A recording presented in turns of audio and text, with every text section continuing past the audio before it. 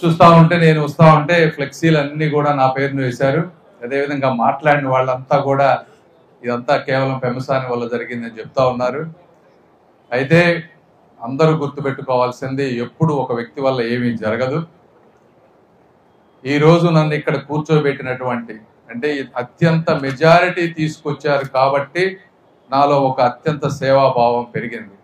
So ఆ విజయానికి సహకరించినటువంటి కూటమి నాయకులందరికీ, గుంటూరు ప్రజలందరికీ కూడా ఇందులో మొట్టమొదటి భాగస్వామ్యం ఉంది. రెండోది నన్ను నమ్మి నాకు టికెట్ ఇచ్చినటువంటి శ్రీ నారా చంద్రబాబు నాయుడు గారికి. మూడోది, నేను అడిగిన వెంటనే పొన్నూరుకు కానీ తెనాలికి కానీ వచ్చి ప్రజలందరి మధ్యలో నన్ను ప్రోత్సహించినటువంటి శ్రీ పవన్ కళ్యాణ్ గారికి కానీ, అదేవిధంగా ఈ ప్రాజెక్టులన్నీ తీసుకువెళ్ళినప్పుడు దానికి ఏమి క్వైరీ లేకుండా వెంటనే ఇచ్చినటువంటి శ్రీ నితిన్ గడ్కరీ గారికి కానీ, అదేవిధంగా ఒక కేంద్ర ప్రభుత్వంలో ఒక వ్యక్తి వచ్చి ఒక ప్రాజెక్టులు జరుగుతున్నాయంటే ఉట్టిగా అట్లా ఏమి జరగవు.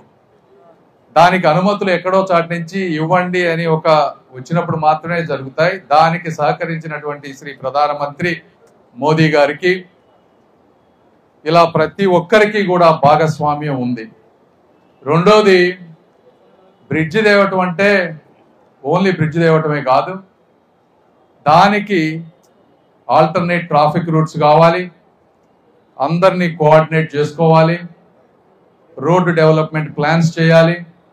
ఇవన్నీ చేయాలంటే ఎమ్మెల్యేల సహకారం లేకుండా ఇప్పుడు ఒక రోడ్ ఎక్స్టెన్షన్లో పోతాయి అవన్నీ ఎవరు మాట్లాడాలి? ఎమ్మెల్యేలు కూర్చొని మాట్లాడి వాళ్ళందరినీ చేస్తే రోడ్ ఎక్స్టెన్షన్ ఆల్టర్నేట్ రూట్స్ వస్తాయి. కమిషనర్ గారు కానీ, మేయర్ గారు కానీ, కలెక్టర్ గారు కానీ వీళ్ళందరూ కోఆర్డినేట్ చేసినప్పుడు మాత్రమే ఇటువంటి మంచి ప్రాజెక్ట్ అవుతుంది. కాబట్టి క్రెడిట్ నా ఒక్కడికే కాదు, మన అందరిది అని చెప్పి మరొకసారి నేను మనస్ఫూర్తిగా చెప్తా ఉన్నాను. ఇందులో ఒకటి. రెండవది, ఈ ప్రాజెక్టుని తీసుకొచ్చినప్పుడు చాలా అపోహలు ఉన్నాయి.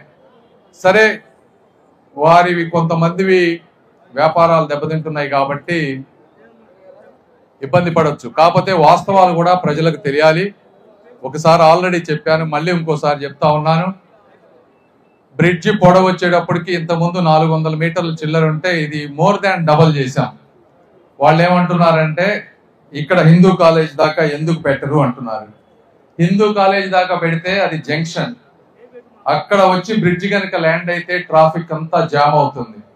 అదే విధంగా లెఫ్ట్ సైడ్ వెళ్ళేటువంటి నార్త్ సెంటర్ కి ఫ్రీ లెఫ్ట్ పోతుంది.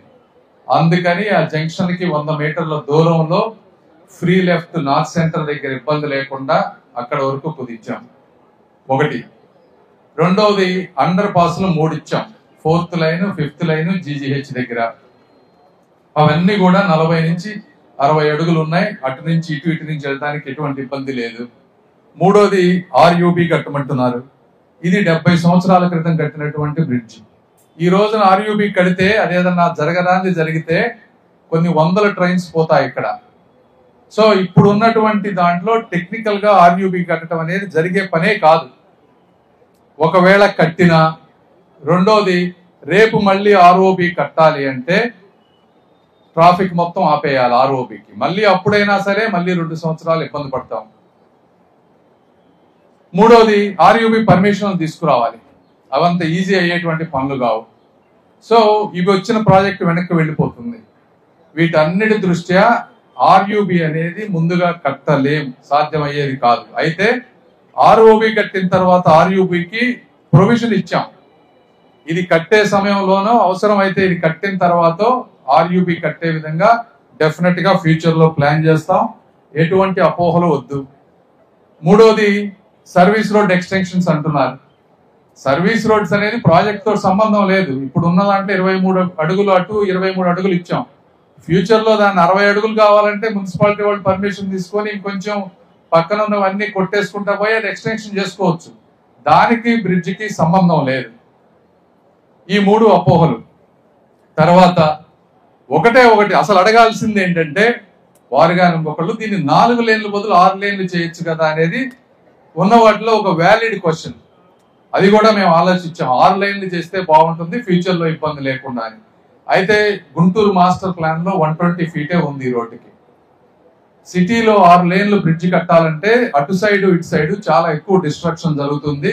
ఇప్పుడు ఉన్న వాళ్లే కాకుండా ఇంకా ఎక్కువ మందికి ఇబ్బంది జరుగుతుంది. వాళ్ళందరూ అప్పుడు కోర్టుకు వెళ్ళి అవసరం లేనిది కడుతున్నారు, మాకు ఇబ్బంది పెడుతున్నారంటే పూర్తిగా ప్రాజెక్ట్ ఆగిపోతుంది. కాబట్టి 4 లేన్లకు పరిమితం చేశాం. ఇది కాకుండా సిటీలో నుంచి డైవర్ట్ చేయడానికి ఎటువంటి అవసరమైన రోడ్డు అయినా సరే ట్రాఫిక్ అవన్నీ క్లియర్ చేస్తా ఉన్నాం. ఈ రోజు ఇన్నర్ రింగ్ రోడ్ ఉంది, రామాంజనేయులు గారు చొరవ తీసుకొని అవన్నీ కూడా క్లియర్ చేస్తా ఉన్నారు. ఇంకొక వారం 2 వారాల్లో కమిషనర్ గారు మేయర్ గారు రామాంజనేయులు గారు కూర్చొని ఇన్నర్ రింగ్ రోడ్ కాంట్రాక్టర్ కూడా రెడీగా ఉన్నారు.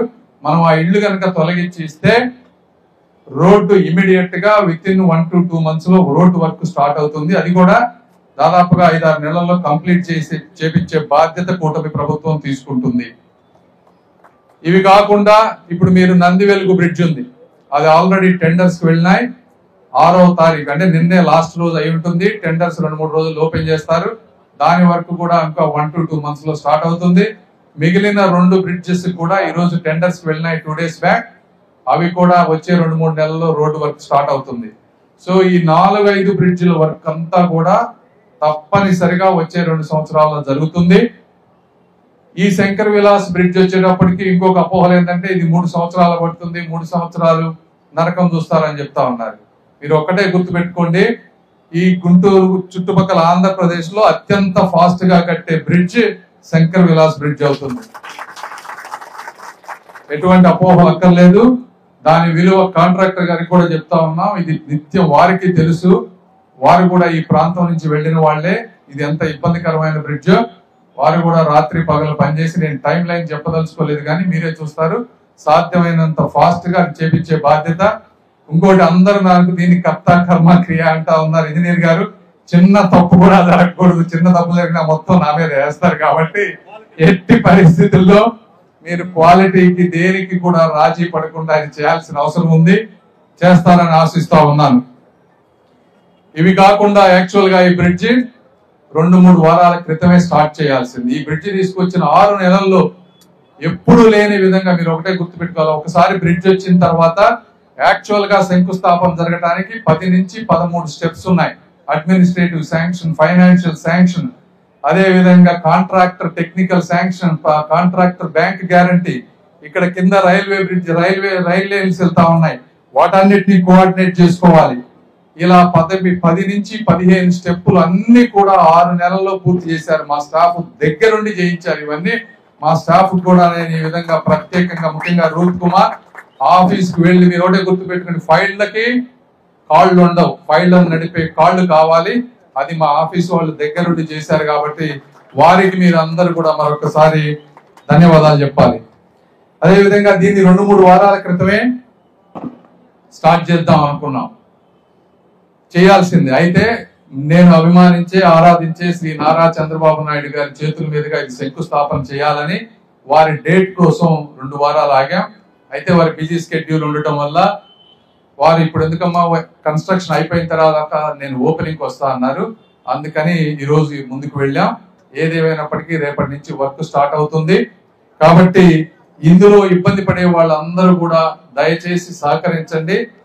1కి 4 సార్లు మేయర్ గారు, కమిషనర్ గారు విని మీకు ఎటువంటి చేయాలన్నా కూడా అవన్నీ కూడా చేస్తా ఉంటాం. అదేవిధంగా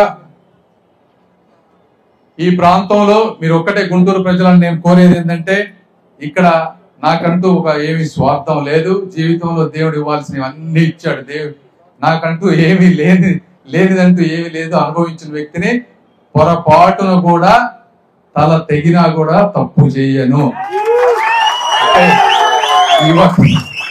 ఈ ఒక్క నమ్మకం పెట్టుకోండి. సాధ్యమైనంత వరకు గుంటూరు ప్రాంతాన్ని నా శక్తి మేరకు మా ఎమ్మెల్యేలని అందరినీ కలుపుకొని అద్భుతంగా నగరంగా తయారు చేస్తాం. ఇందాక మీరు చెప్పినట్టు, పెద్దలు చెప్పినట్టు, గాలి వెంకటేశ్వరరావు గారు, ఈ రోడ్ల మీద దేవాలయాలు, మాస్కులు, చర్చిలు కూడా అడ్డంగా ఉన్నాయి. అందరూ మీరు 1కి 2 సార్లు ఆలోచించండి. ఒక 3 నుంచి 6 నెలల సమయం తీసుకోండి. మీకు ప్రత్యామ్నాయం ఏం కావాలో చెప్పండి, మేయర్ గారికి కమిషనర్ గారికి చెప్పండి. కాంపెన్సేషన్ ఇచ్చి వాటిని వేరే విధంగా మంచి ప్రాంతాల్లో కట్టించుకోండి. ఒక 6 నెలల్లో అవి కూడా మనం తీసేయాలని చెప్పి మీ అందరికీ మరొకసారి విజ్ఞప్తి చేస్తా ఉన్నాను. ఏదేమైనప్పటికీ ఈ కార్యక్రమానికి విచ్చేసినటువంటి అందరికీ కూడా మనస్ఫూర్తిగా ధన్యవాదాలు తెలుపుతా ఉన్నాను. Thank you one and all.